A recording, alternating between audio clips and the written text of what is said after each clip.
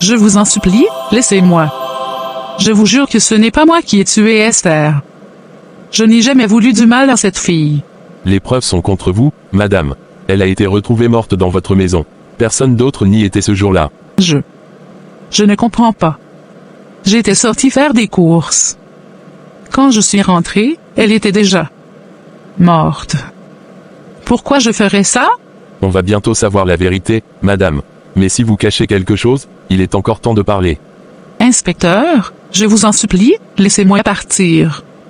Je veux voir ma fille, mon mari, je ne peux pas rester ici comme une criminelle. Madame Priska, je comprends votre douleur. Mais tant que les rapports d'autopsie et les analyses de la scène de crime ne sont pas arrivés, vous ne pouvez pas être libérée. Mais je suis innocente. Comment pouvez-vous me retenir ici sans preuve? Justement, c'est pour ça qu'on attend les preuves. Si vous dites vrai, elles vous disculperont. Mais en attendant, vous restez en garde à vue. Chers frères et sœurs en Christ, je bénis le nom du Seigneur pour la vie de tout à chacun de vous. Vous êtes une bénédiction pour cette chaîne. Merci pour chaque like, chaque commentaire, chaque partage. Aujourd'hui, nous avons un objectif clair, atteindre 1000 abonnés cette semaine. Merci à tous ceux qui font déjà partie des abonnés. J'invite les autres à cliquer maintenant sur « S'abonner ». Ça ne vous prendra qu'une seconde. Ensemble, nous bâtissons une œuvre pour la gloire de Dieu. Que le Seigneur vous bénisse et vous garde, au nom de Jésus-Christ. Quelques heures après, Madame Priska, nous venons de recevoir les résultats de l'autopsie. Nous sommes désolés pour tout cela. Qu'est-ce que ça veut dire? Votre fille de ménage, Esther, est morte d'une crise cardiaque foudroyante. Aucune trace de violence, aucune substance suspecte. Ce n'était pas un meurtre. Donc, je suis libre? Oui, madame, vous êtes libre. Encore désolé pour tout le stress que vous avez subi. Vous pouvez rentrer chez vous. Ô Seigneur, merci, merci.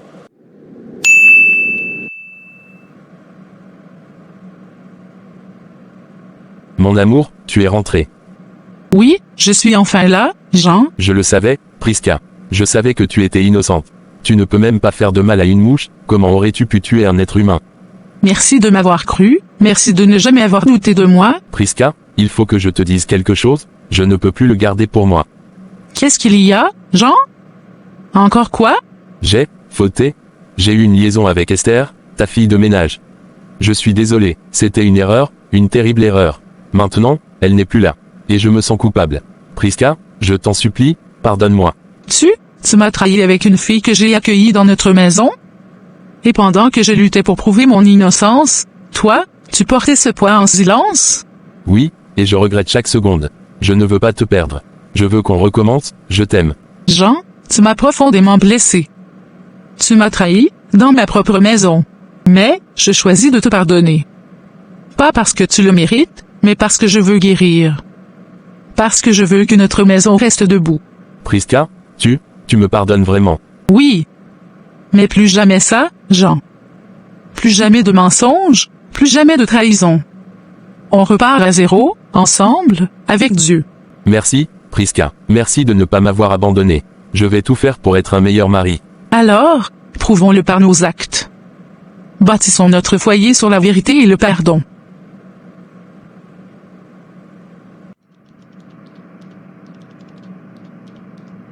Maman, tu es rentrée.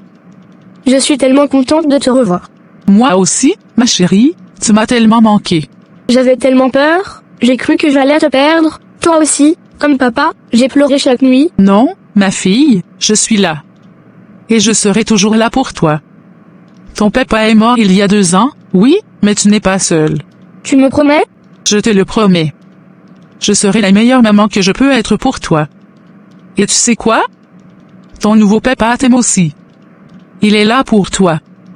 Ce qu'on doit faire maintenant, c'est regarder vers l'avant. Concentre-toi sur la vie qu'on a aujourd'hui. Pas sur le passé. Le passé nous a blessés, mais l'avenir peut nous guérir. Je t'aime, maman.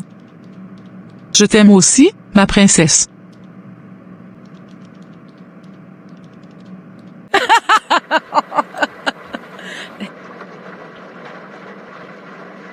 Tout le monde croit que je suis une pauvre victime, même la police s'est excusée. Esther est morte toute seule? Tant mieux. Mon pauvre Jean, il me fait confiance. Il croit que je l'aime, mais il ignore que je suis celle qui a mis fin à la vie du père de Nadia. Il était riche, et maintenant, Jean aussi l'est. Très riche. Le foyer? L'amour? Quelle blague! Ce qui m'intéresse, c'est l'argent. Toujours l'argent. Et Jean sera le prochain. Bientôt, il rejoindra les morts. Et moi? Je vivrai comme une reine. Une semaine plus tard.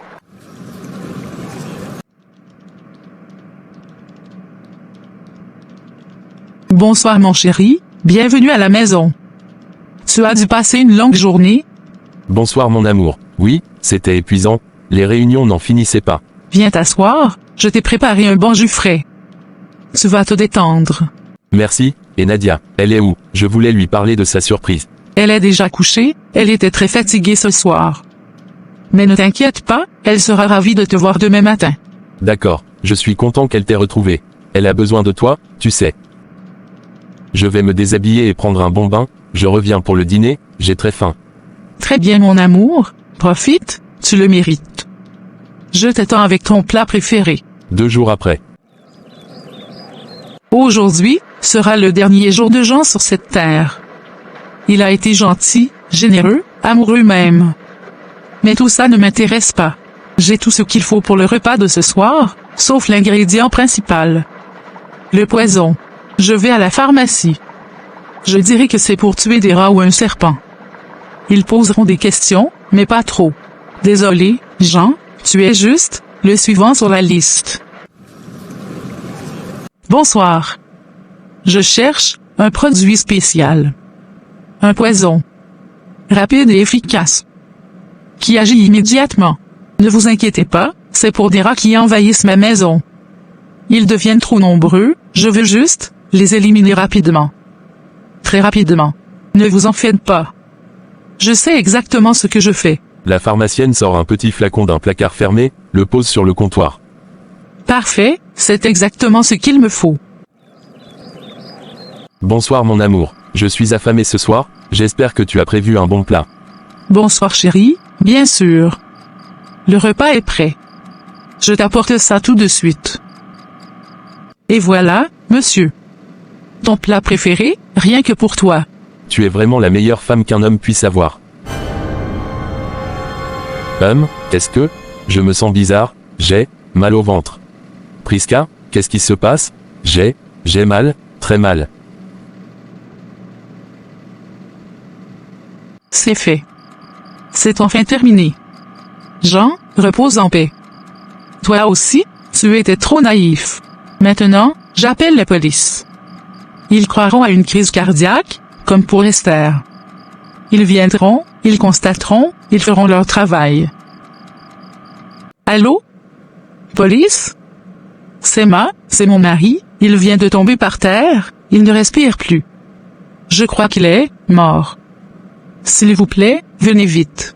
Très bien madame, restez sur place, on arrive tout de suite. Une dame vient d'appeler, elle dit que son mari est décédé subitement chez lui, on doit se rendre sur les lieux pour faire le constat. D'accord chef, vous pensez à un crime. Pour l'instant, on fait notre travail. Mais je me méfie toujours des morts subites dans les quartiers riches. Aucune trace de lutte, pas de blessure, rien d'anormal autour de l'assiette. Il avait des antécédents cardiaques, apparemment. Et il avait déjà été hospitalisé il y a 6 mois. Nous avons terminé notre constat. Toutes les preuves indiquent un décès par arrêt cardiaque soudain. C'était si brutal, je n'ai rien pu faire. Nous comprenons, c'est un drame, madame. Après l'enterrement, votre avocat vous contactera pour les démarches de succession. Vous êtes son épouse légale, donc tout vous reviendra. Merci, inspecteur. Le lendemain. Maman, pourquoi? Pourquoi ça m'arrive toujours à moi? J'ai perdu mon vrai papa, et maintenant, c'est Jean, c'était mon deuxième papa, et il est mort lui aussi. On dirait que je suis maudite, maman, que tous les hommes que j'aime disparaissent. Qu'est-ce que j'ai fait pour mériter ça? Ma chérie, je suis aussi blessée que toi. J'ai perdu mon second mari, et mon cœur saigne. Non ma chérie, tu n'es pas maudite. Ce n'est pas de ta faute. C'est la vie qui est cruelle parfois. Écoute, on ne peut pas changer le passé. Mais on peut choisir de ne pas y rester prisonnière. Bientôt, on quittera cette maison, on partira loin d'ici. Pour recommencer. Pour oublier ces souvenirs douloureux.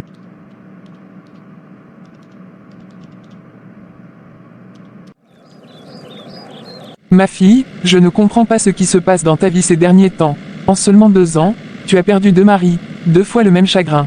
Je ne sais plus quoi penser. C'est un poids énorme pour une seule femme. Maman, moi non plus je ne comprends pas.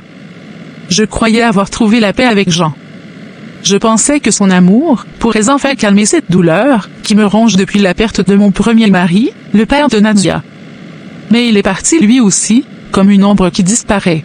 C'est comme si le destin s'acharnait sur moi, comme si une malédiction me suivait partout où je vais. Je suis veuve, maman. Veuve, pour la 2e fois.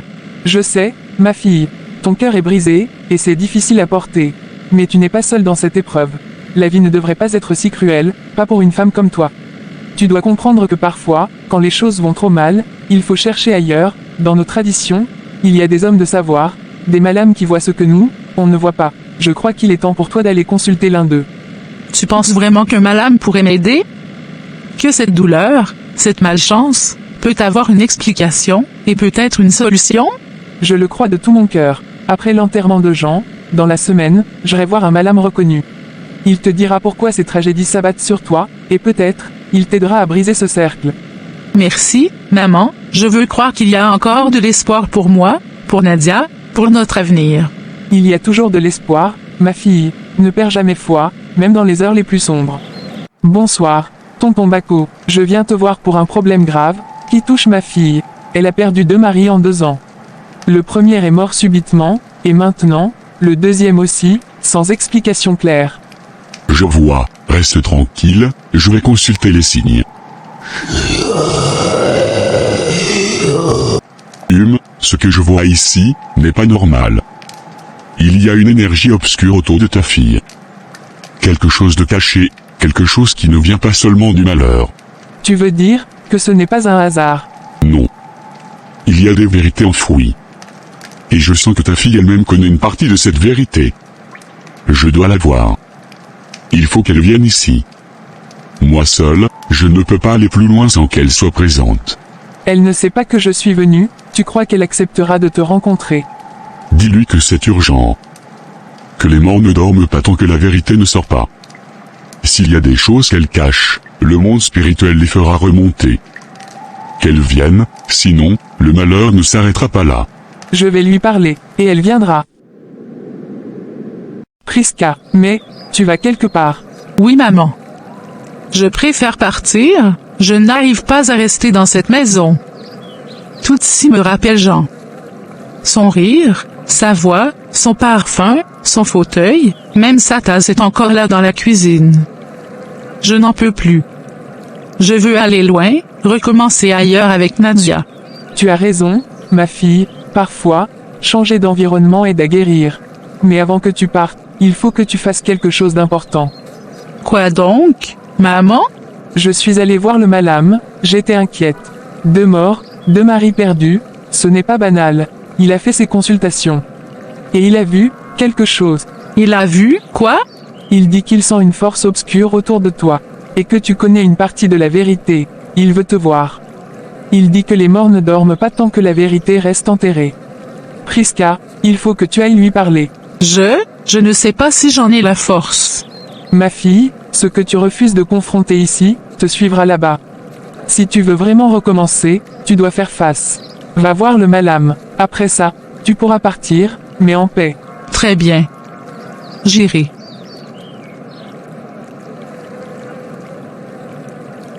Le lendemain. Ma mère m'a dit que tu voulais me voir. Je suis là. Que veux-tu de moi? Tu sais pourquoi je t'ai fait venir, Priska. Ce n'est pas ta mère, ce ne sont pas les morts, c'est toi.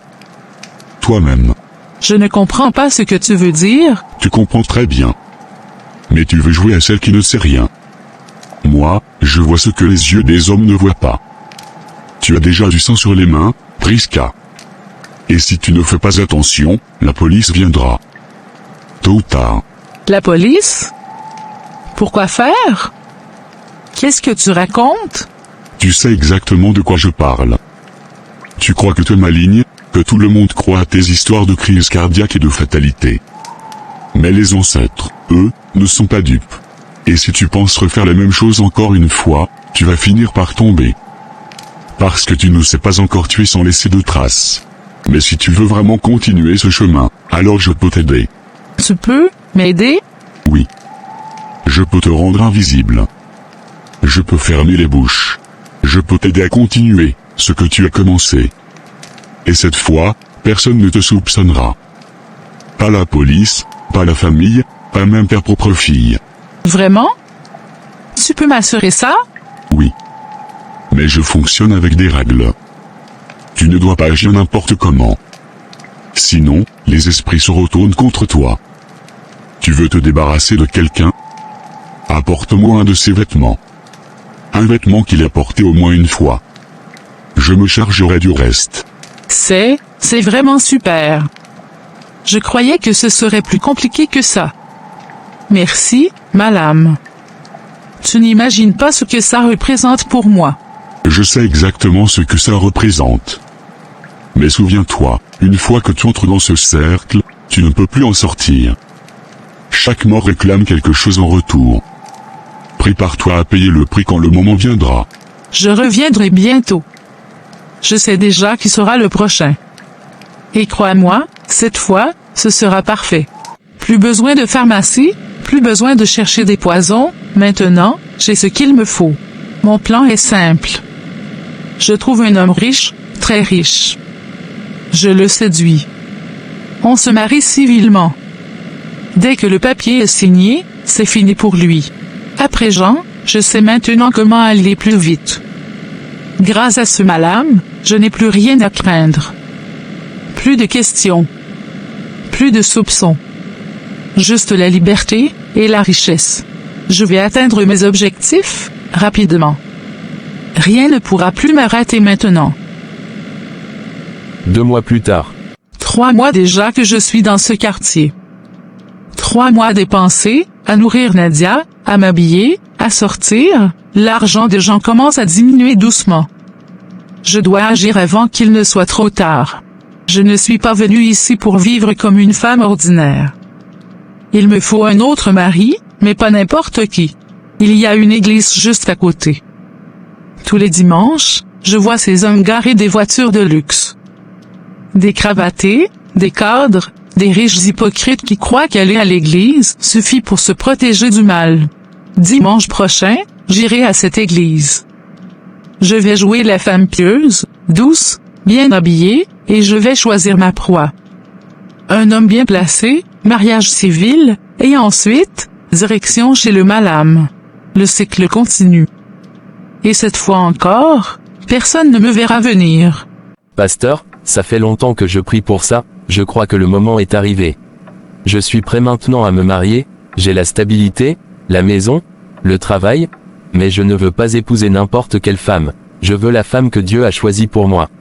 C'est une très belle décision, frère Emmanuel. Le mariage est une alliance sacrée, et c'est sage de chercher la volonté de Dieu avant de s'engager. Proverbe 18h22 dit, « Celui qui trouve une femme trouve le bonheur, c'est une grâce qu'il obtient de l'Éternel. » C'est pourquoi je veux être sûr, je veux reconnaître celle que Dieu m'enverra, et si je commence à ressentir quelque chose pour une sœur, je viendrai te voir d'abord, avant de m'avancer. Tu fais très bien, mon fils. Reste fort dans la prière, sensible à la voix du Saint-Esprit.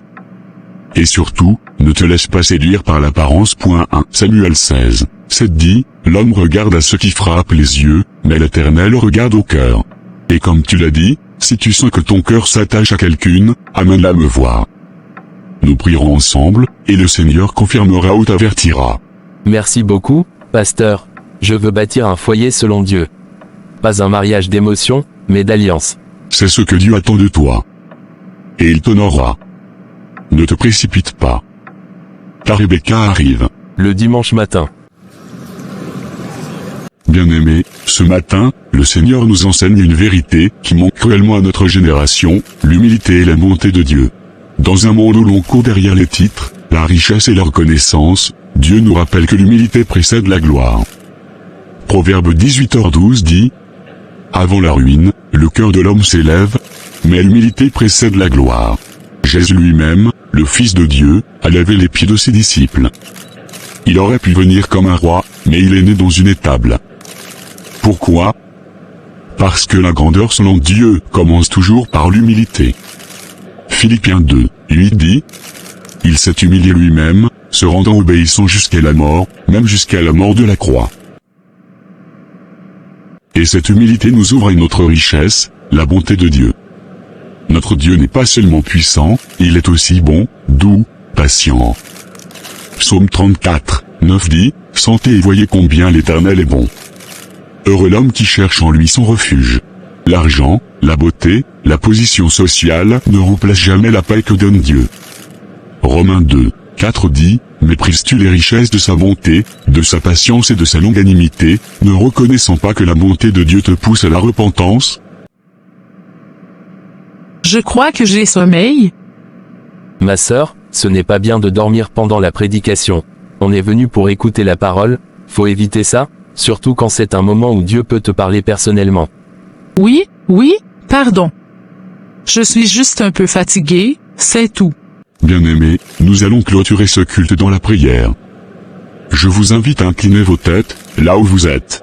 Seigneur notre Dieu, merci pour ta parole ce matin. Merci pour ton amour, ta bonté, ta patience envers chacun de nous. Apprends-nous l'humilité, Seigneur, et aide-nous à reconnaître ta grâce dans nos vies.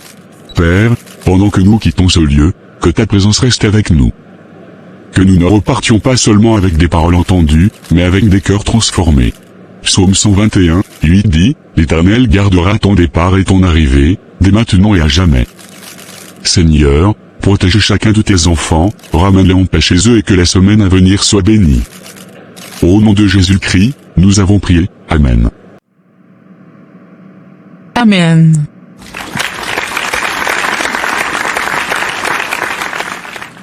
Bonjour ma sœur, je crois que je ne vous ai jamais vue ici. Vous êtes nouvelle. Oui, je suis nouvelle dans le quartier.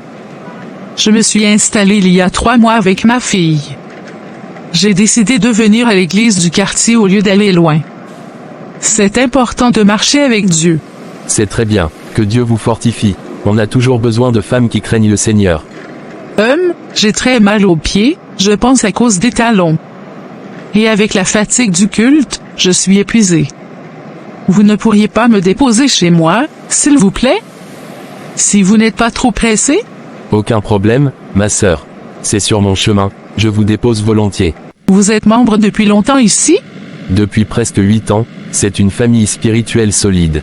Le pasteur est un homme de prière et d'intégrité. Je suis engagé dans le service et je prépare aussi certaines choses pour l'avenir. Waouh, c'est beau ça. Des hommes sérieux et responsables, on n'en trouve pas beaucoup aujourd'hui. J'essaie seulement de marcher selon la parole. Proverbe 3/5 dit, « Confie-toi en l'Éternel de tout ton cœur, et ne t'appuie pas sur ta sagesse. » Je vis selon ça. J'aime les hommes comme vous. Sincères, simples, je prie aussi pour mon avenir. Dieu seul sait. Voilà, ma sœur, c'est ici. Oui, merci beaucoup. Que Dieu vous bénisse abondamment. Frère Emmanuel, est-ce que je peux avoir votre numéro? Juste pour rester en contact, discuter parfois. Ça me ferait plaisir d'être votre ami, si vous le permettez. Oui, bien sûr, pas de problème, mais uniquement pour des échanges sains. Évidemment. Je suis une femme correcte. Et c'est toujours bien d'avoir des frères en Christ avec qui on peut parler, partager, s'encourager. C'est vrai, l'amitié chrétienne est une bénédiction. Proverbe 27/17 dit, « Comme le fer aiguise le fer, ainsi un homme aiguise la face de son prochain. » Très beau verset, merci encore pour tout. Passez un bon dimanche. Je vous écrirai peut-être ce soir, si vous permettez. Avec plaisir. Que Dieu vous garde, ma sœur. Très bien. Très bien. Frère Emmanuel, tu es poli, doux, attentif, tu crois que je suis une bonne chrétienne, n'est-ce pas?